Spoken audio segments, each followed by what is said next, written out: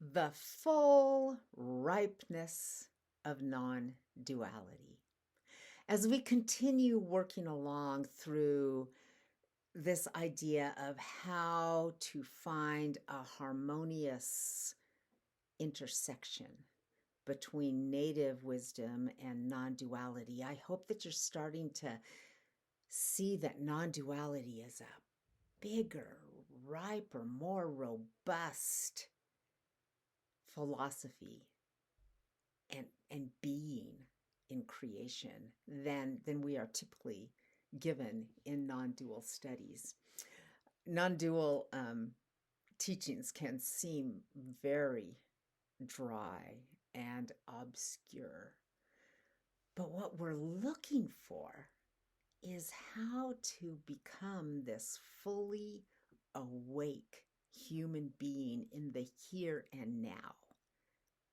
We're not trying to become a fully awake human being back in the 1700s or even back in the 1920s when we first started hearing a lot of these teachers. We're talking here and now, in our amazingly complex and interconnected world that we have, with rock and roll and with, all the different kinds of people and with human beings coming together and our travel and our education, the information that we have available to us with the internet, with YouTube videos.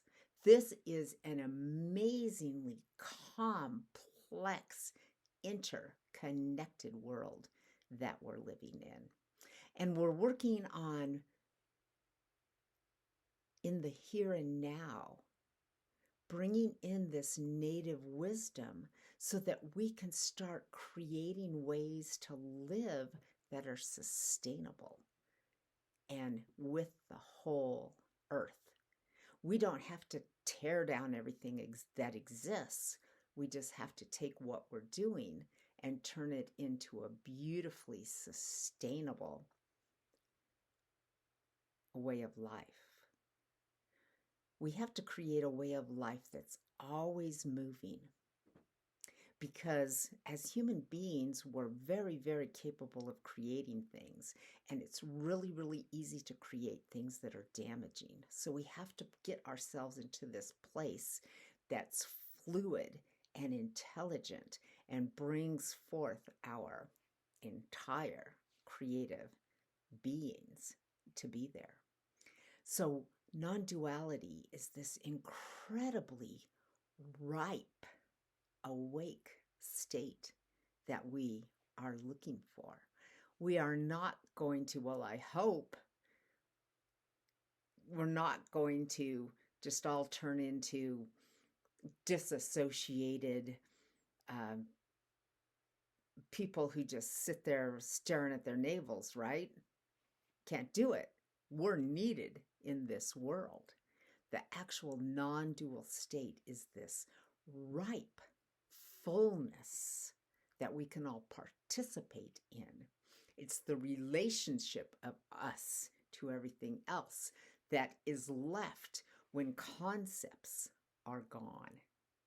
So movement is part of it. Full vision. This state is a fully ripe and awake place. This is what you're looking for inside of yourself too. You're not looking for a dead spot inside of you where everything stops and it's still. Your mind can be still. Your heart's still beating. Your breath is still going. As a matter of fact, your mind doesn't go still. Your mind is still moving, but you are still as things happen around you, and you're not getting swayed back and forth by the false. Because being swayed back and forth by the false just turns us into uselessness. It's like boom, boom, boom. You're being swayed around, swayed around. We're looking for this solid core of being that exists there inside of this dynamic, rich fullness.